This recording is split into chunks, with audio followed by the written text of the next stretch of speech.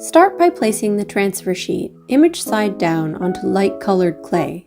White clay works best as the clay color will show through the pattern. Gently rub the back of the sheet to ensure it adheres securely to the clay slab.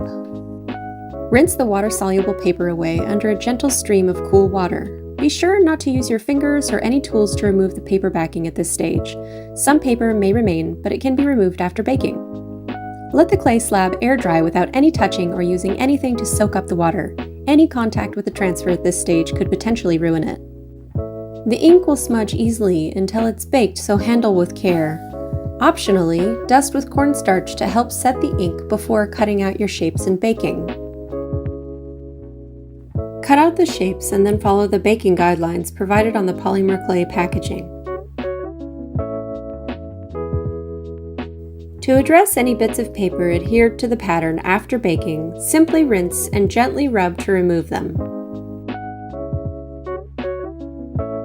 The transfer paper will appear matte and durable. For extra protection, consider sealing it with your preferred sealant. We used UV resin here, which provides a thick, high-gloss finish.